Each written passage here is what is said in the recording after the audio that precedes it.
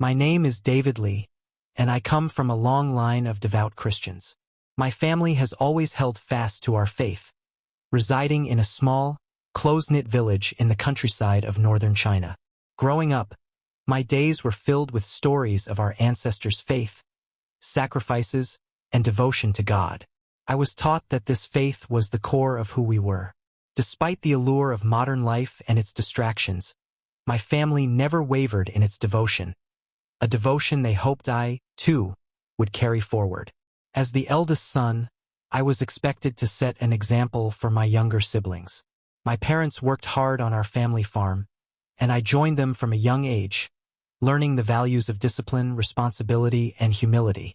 The farm wasn't just our livelihood.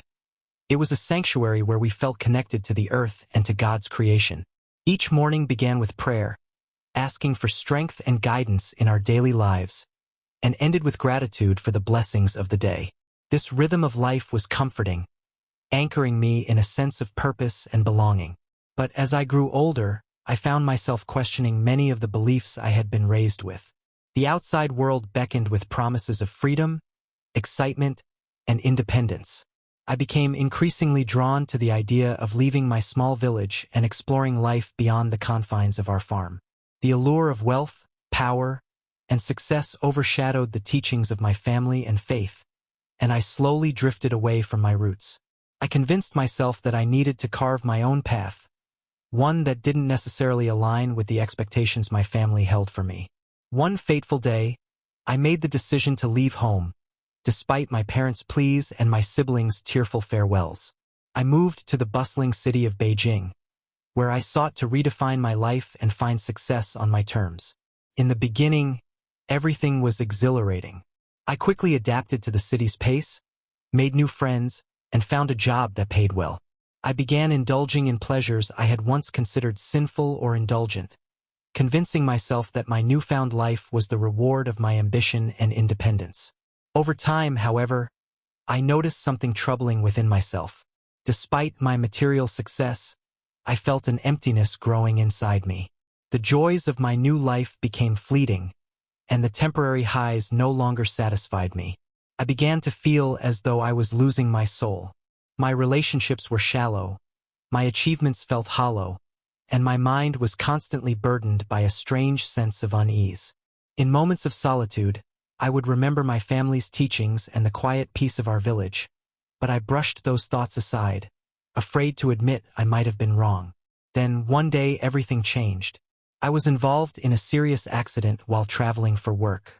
I remember the impact, the blinding pain, and then nothing. I felt myself slipping away, leaving my body behind.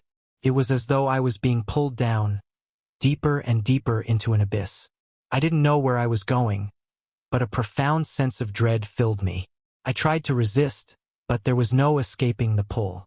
As I continued to descend, I realized with horror that I was being taken to a place I never imagined I would see in my lifetime. A place that seemed to embody every nightmare, every fear I had ever suppressed. What I experienced next shook me to my core. I found myself in a realm of darkness, surrounded by tormented souls. The atmosphere was thick with despair and suffering, and the cries of the damned echoed around me, each one a reminder of the consequences of choices I had made. It became painfully clear that I was in hell. My heart filled with terror as I realized the magnitude of my actions, the path I had chosen that led me here. In those moments, I was engulfed by the overwhelming terror of hell, a place so far removed from anything I had ever experienced or imagined. Hell wasn't just a place of fire and flames as I had seen in depictions. It was an abyss that stretched infinitely, filled with darkness that went beyond the absence of light. It was a void that seemed to consume hope and amplify despair, a place where the very essence of suffering seeped into my soul. The landscape of hell was distorted and chaotic, as if shaped by the anguish of countless souls. The air was thick with an oppressive weight that seemed to press down on me, making it hard to breathe. There was a stench unlike anything on earth, a mix of decay, sulfur, and something indescribably putrid. It was as if every foul thing in existence had come to rest in this place, and there was no escape from its constant assault on my senses. All around me, I could hear the tormented cries of souls in agony. Their voices were filled with a pain that went beyond physical suffering. It was a deep, soul-wrenching torment that spoke of regret, sorrow, and eternal separation from all that was good and comforting. Each cry was a reminder of choices made, paths taken, and lives lived in defiance of truth and goodness. The sounds echoed endlessly, reverberating through the dark void and piercing my mind, making it impossible to find any moment of peace or respite. As I moved deeper into this realm, I encountered souls who appeared twisted and distorted, their forms warped by the weight of their sins. These weren't just physical distortions. They were manifestations of their inner darkness, of the choices that had led them here. Some souls bore marks of envy, greed, anger, or deceit, their appearances grotesque reflections of the lives they had lived. It was a place where the soul's inner state became visible, each one a haunting reminder of the consequences of straying from the path of righteousness. The heat was suffocating, yet it wasn't the flames themselves that caused the most suffering. It was the despair that burned hotter than any fire. This despair was not just a fleeting feeling. It was a state of existence. In hell, hope was stripped away, and with it went any possibility of relief or redemption. The souls around me knew they were beyond salvation, and that knowledge itself was a form of torment, an eternal longing for mercy that would never come. The oppressive darkness seemed to move as if it were alive, reaching out with tendrils that seemed to wrap around my very being, pulling me deeper into the depths of despair. Each step felt like an eternity, as if time itself had lost all meaning. In this place, there was no concept of days, hours, or minutes. Every moment stretched endlessly, a constant reminder of the eternal nature of this punishment. I saw entities in hell, beings who seemed to revel in the suffering of the souls around them. These weren't the demons of folklore. They were more terrifying, more insidious. They didn't merely torture. They whispered lies and sowed seeds of regret and self-hatred, feeding on the anguish they created. They were creatures of malice and deception, who took pleasure in reminding each soul of the sins that had led them here, making sure they would never forget. As I continued, I came to understand that the true punishment of hell wasn't physical pain, though that was certainly present. The real suffering was the separation from everything that was good, pure, and holy. In hell, there was no love, no joy, no kindness. Only the absence of these things, and the unbearable emptiness that followed. It was a place devoid of God's presence, a place where souls were left to grapple with the full weight of their sins, without any hope of redemption. The souls in hell seemed trapped not only by their surroundings, but by their own guilt and regret. Many were consumed by thoughts of what they could have done differently, haunted by memories of opportunities to change, to repent, that they had ignored or taken lightly. They replayed these memories endlessly, each one a fresh reminder of the life they had squandered. In this place, the past was not a memory but a constant, living reality. I encountered souls who had been powerful, wealthy, or influential in life, people who had once commanded respect or admiration. Here, they were stripped of all that. Their power and status meant nothing. In hell, everyone was equal in their suffering, regardless of who they had been on earth. This realization was a sobering one, a reminder that earthly achievements, no matter how grand, held no value in the afterlife. There were also souls who had led seemingly good lives, but who had harbored secret sins or lived with hearts hardened by pride, envy, or hatred. Their outward appearances had masked inner darkness, and now, in hell, that darkness consumed them. They were tormented not just by the conditions around them, but by the revelation of who they truly were, the realization that their lives had been built on lies, that their good deeds had been empty without genuine repentance and humility. The torment in hell wasn't limited to any one sense.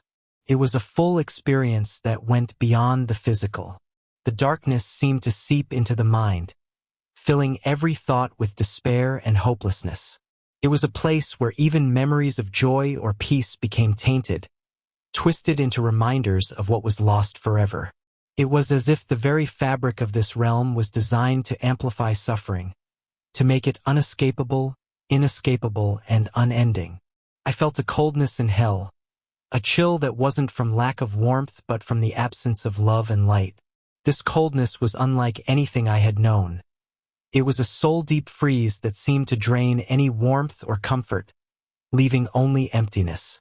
The souls around me seemed to be enveloped in this cold, isolated from each other, each one lost in their own torment, unable to find solace in companionship or shared suffering. Everywhere I looked, I saw reminders of the choices that had led these souls here. Hell was a place of consequences, a place where every decision, every sin was laid bare.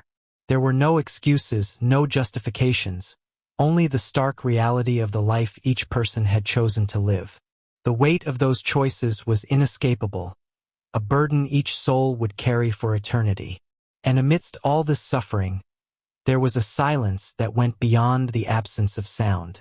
It was a silence that spoke of abandonment, of a place forsaken by God. It was the silence of despair, a void where prayers went unheard and cries for mercy went unanswered. This silence was perhaps the most terrifying aspect of hell, a reminder that this place was beyond redemption, beyond hope. In those moments, as I witnessed the torment of countless souls, I understood the gravity of hell. It wasn't just a place of punishment. It was a place of separation, a place where souls were cut off from all that was good and left to face the consequences of their lives. And as I stood there, I felt a deep, overwhelming sorrow, a sorrow not just for myself, but for every soul trapped in this place, every person who had lived without understanding the true cost of their choices. In the struggle for hope, souls face an immense and harrowing journey through self-discovery, regret, and an almost crushing sense of isolation. In such a place, hope seems like a distant, almost forgotten memory, yet the soul yearns for it as desperately as it did in life. Here, hope takes on a different meaning. It is not just a desire to escape suffering, but a profound, deep-seated need for redemption and meaning. The struggle to find this hope becomes an endless, cyclical battle that tests the very essence of a soul's resilience and character. Initially, a soul in hell wrestles with overwhelming emotions: fear, despair, and disbelief. Stripped of all earthly possessions, status, and pride, the soul faces its most vulnerable self. Hope seems unattainable, as every reminder of past decisions and missed chances plays on an endless loop. Each soul finds itself grappling with the reality of its choices, haunted by memories of moments when it could have chosen love, kindness, or humility, yet failed to do so. This reflection becomes a form of inner torment, forcing the soul to confront not only its sins but the full weight of its neglect. For some souls, the journey to find even a fragment of hope involves realizing the depth of their own humanity, a quality they may have overlooked in life. These souls slowly begin to accept their flaws, seeing them as a part of a larger journey they didn't fully understand. In the darkness, this small recognition can serve as the first glimmer of hope. It is a realization that although they are in a place of punishment, there exists within them a desire to transform, to reach out towards something higher and truer than they had allowed themselves to see in life. Yet, the struggle for hope is not without obstacles.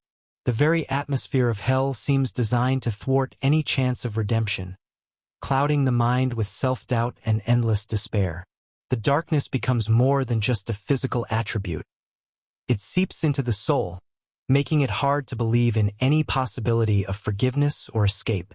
The memories of their sins constantly whisper that they are unworthy, reinforcing the idea that they are beyond hope, beyond change.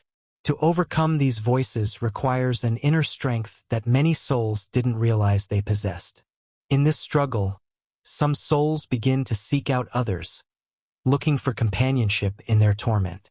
In moments of shared suffering, a sense of community can develop. Despite the isolation and individual regret, there are times when one soul reaches out to another, offering a small measure of comfort. These interactions, however fleeting, remind them of the empathy and compassion they may have ignored in life.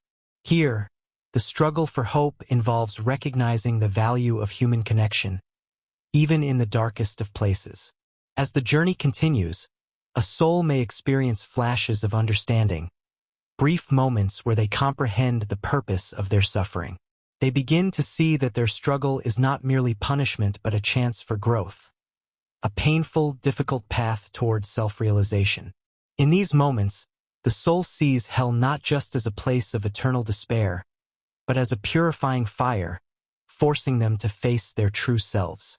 This shift in perspective, though rare and difficult to maintain, represents a significant step in the struggle for hope. The environment itself, however, constantly challenges this newfound perspective. Every time a soul begins to feel a glimmer of hope, the oppressive darkness returns, reminding them of their sins and failures. The echoes of their regrets are like waves, battering any fragile sense of optimism. This cycle of hope and despair becomes a test of endurance, a measure of a soul's resilience and ability to hold on to even the smallest light in a place designed to extinguish it. In the midst of this internal battle, some souls turn to prayer, not in the conventional sense, as they are beyond direct communion with the divine, but as a deep inward reflection, a form of meditation on what could have been and what might still be. In these silent prayers, there is a plea for mercy, a longing for forgiveness, and an acknowledgement of their unworthiness. This act of humility, rare and difficult in such a place, becomes another avenue in the struggle for hope, a way for the soul to reconnect with its lost faith. In time, the soul's journey through hell becomes a process of learning humility. For many, pride was a defining characteristic in life, a barrier to seeing their true selves and understanding others. In hell, stripped of pride and ego, the soul begins to understand the value of humility, of seeing oneself as fallible and in need of grace. This realization, though painful, becomes a small but vital step in the struggle for hope, a recognition that perhaps, even here, they are capable of change. The struggle for hope also involves accepting responsibility.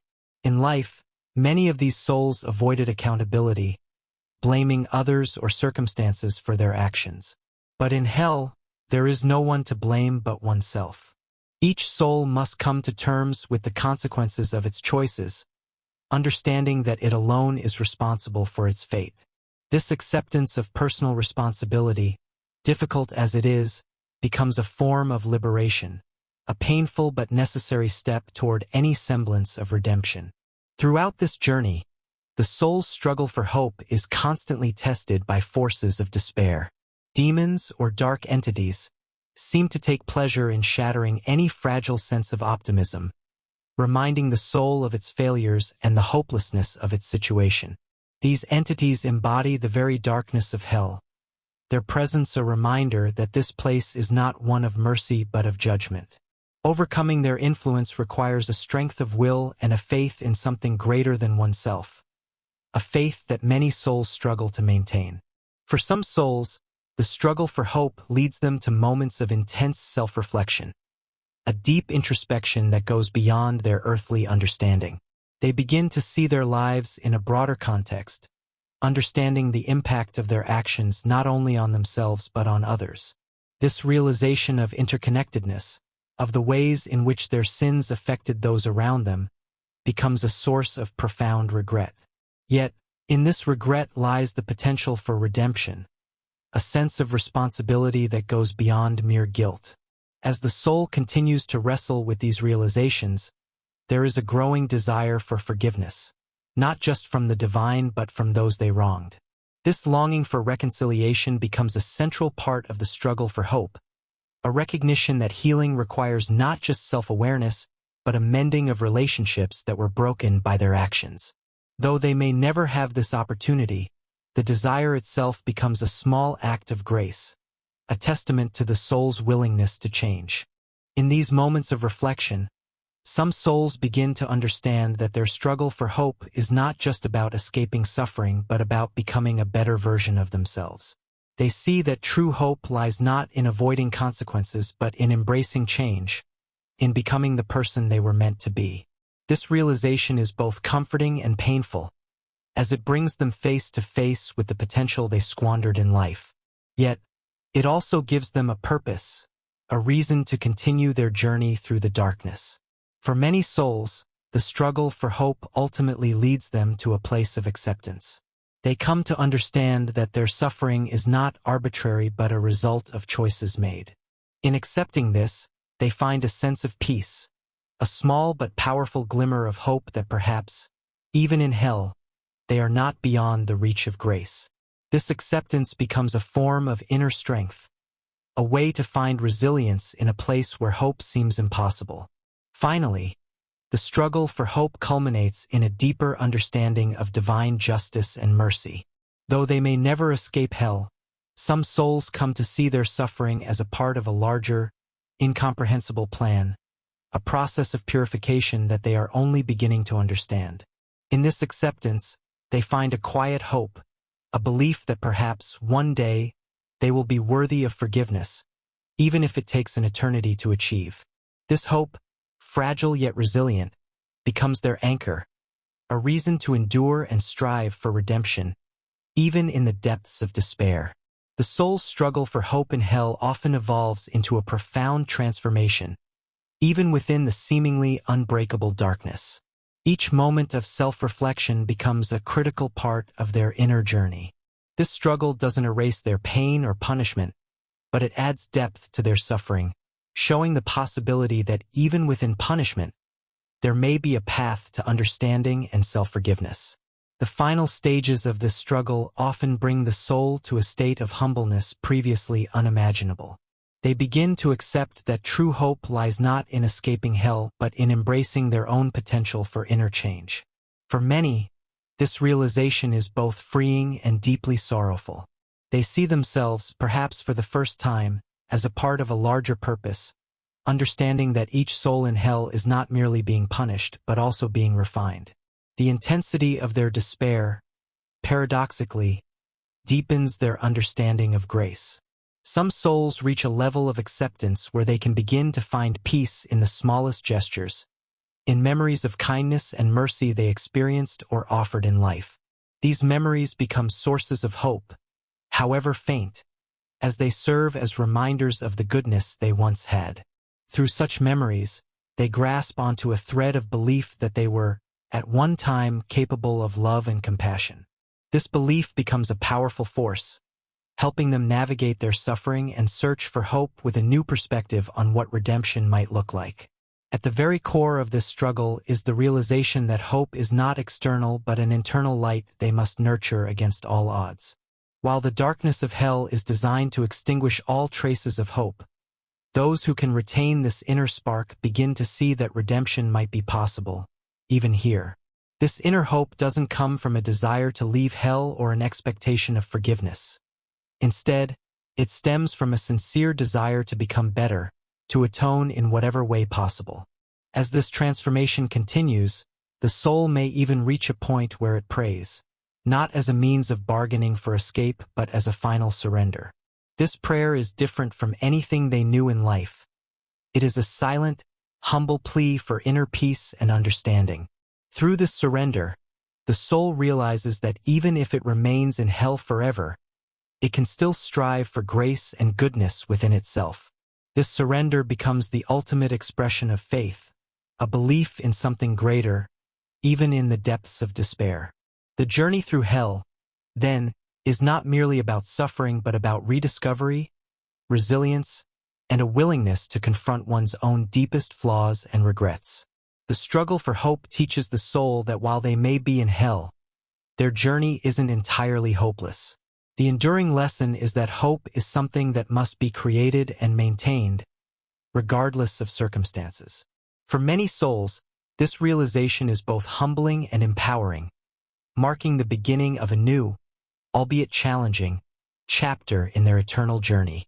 Reflecting on the lessons learned from the experiences in hell, it becomes strikingly clear that every choice made during one's life has lasting consequences that extend far beyond what is seen on earth. In hell, there is a profound revelation that nothing is without consequence. Each decision, whether it was a choice to show compassion or a moment of selfishness, is illuminated with stark clarity. There is no escaping the reality that even the smallest actions carry weight, and they add up over a lifetime, creating an unbreakable chain of accountability. This place strips away any justifications or excuses, leaving souls to confront their true reflections, feeling the weight of every choice they had ever made. This reality underlines the importance of living a life of intentionality, honesty, and compassion, knowing that these qualities are invaluable for both earthly peace and eternal comfort. One of the most painful realizations in hell is the reality of accountability. In life, people often brush off their mistakes, shifting blame onto circumstances or other people. Yet, in the realm of the afterlife, the souls come face to face with the undeniable truth that they alone are responsible for their actions. There is no one else to hold accountable. Each soul must stand before their own life, stripped bare of any false narratives they may have told themselves, unable to avoid the truth of who they were. This haunting experience stresses the need for deep self-reflection in life, urging people to act with integrity and ensure their deeds align with a moral and spiritual compass. Perhaps one of the most deeply felt regrets is for times when opportunities for compassion and forgiveness were ignored. Souls who held grudges, spread hatred, or avoided acts of kindness find themselves tormented by these decisions. In the darkness of hell, the absence of love and empathy is a piercing reminder of their value. It is a sorrowful realization that each chance to forgive or show kindness was a moment to grow closer to something greater than oneself, a moment to sow peace in the world and within one's soul. The torment of missing these chances is a powerful lesson, urging the living to embrace every opportunity to show love, connect with others, and offer grace, as these moments create a foundation for a more meaningful and peaceful eternity. The emptiness experienced by those who lived lives of pride and arrogance reveals how self-centeredness is a trap, binding people to loneliness and isolation. In hell, it becomes clear that pride is not a strength but a prison, keeping people focused on themselves to the detriment of everyone around them. The souls who once reveled in their own importance and achievements now see the truth of their isolation. They feel the full weight of the loneliness they unknowingly cultivated. This lesson serves as a humbling reminder of the importance of humility, of recognizing that true strength and peace come from serving others, from embracing a sense of unity and connectedness, rather than falling into the hollow trap of self-centered pride. Time on earth, something often taken for granted, holds new value in hell. The realization that every minute wasted is lost forever weighs heavily on souls who used their lives for fleeting pleasures or idle pursuits. They are tormented by the knowledge of opportunities missed, moments squandered on things that hold no eternal value. This haunting regret highlights that life is a precious gift, a fleeting chance to build something meaningful, to grow in wisdom, and to leave a legacy of kindness and love. The urgency of this understanding calls to the living, encouraging them to live with purpose, embracing each day as a chance to contribute something valuable to the world. Many souls in hell realize, too late, that they neglected the most essential aspect of life, their spiritual growth. Pursuing wealth, status, or momentary pleasures, they left their souls starved of true nourishment. They come to understand that without a strong spiritual foundation, nothing else truly matters. Earthly successes and pleasures are fleeting, unable to offer any comfort in the face of eternity. This realization urges the living to prioritize their spiritual lives, to nurture a deep relationship with their inner self and with something higher than material accomplishments. Only through this inner cultivation can true fulfillment and peace be found. The importance of words becomes evident in hell, where careless or hurtful language becomes a source of agony. Souls who spoke harshly, who spread lies or used words to harm others, are now tormented by the lasting impact of these actions. They realize that words, though intangible, are powerful enough to shape lives, and their misuse leads to irreversible damage. This lesson stresses the need to speak with kindness, truth, and mindfulness. As words can be instruments of healing or weapons of harm, with effects that reach far beyond the moment they are spoken. For souls who spent their lives in pursuit of wealth and material possessions, hell holds a particularly bitter truth. These earthly attachments offer no solace in eternity. The riches and status they once valued are now meaningless, a hollow echo of their misplaced priorities. This lesson is a stark reminder that materialism is an empty pursuit, and that true value lies in love, generosity, and humility. Earthly treasures cannot follow a soul beyond the physical world. Instead, it is one's kindness and selflessness that create a lasting legacy. The concept of integrity is one of the most powerful realizations in hell. Souls who compromise their values, who lived lives of deceit or pursued self-interest without regard for others, are tormented by the weight of these choices. Integrity becomes the missing key to inner peace, something that could have spared them the torment they now endure.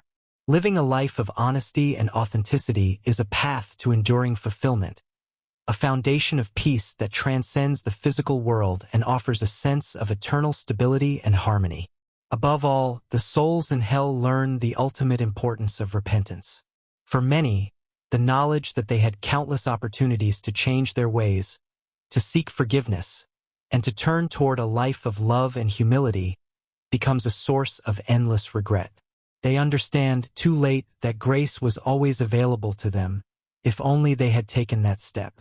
For those who are still alive, this lesson rings as an urgent call to embrace repentance, to seize every chance to align their actions with love and truth, and to live in a way that brings peace to both themselves and others. The lessons from hell are solemn and humbling, yet they offer hope and guidance to those who have yet to face such consequences. They remind the living that every day is a chance to make choices that reflect love, integrity, humility, and compassion. After what felt like an eternity, I was suddenly pulled from the darkness, back into the safety of my body. I woke up in a hospital bed, my heart racing, my body trembling. It was a moment that changed me forever. The experience was both terrifying and humbling, and it left me with a clear understanding of the consequences of living a life that disregards God's will. As I lay in that hospital bed, I realized that I had been given a second chance, a chance to live a life that honored God and His commandments. I vowed that I would never forget the lessons I had learned in the underworld, and that I would share my story with anyone who would listen, to warn them of the dangers of living without purpose or faith. The reality of hell is something that cannot be ignored. It is not just a metaphor or a story. It is a real place where souls face eternal torment. The choices we make on earth, how we treat others, how we live, and whether we turn to God for salvation, will ultimately determine our fate. I urge anyone who hears this story to reflect on their own life and make the decision to turn towards God before it is too late. There is hope, there is grace, and there is a chance to escape the darkness, but only through repentance and faith.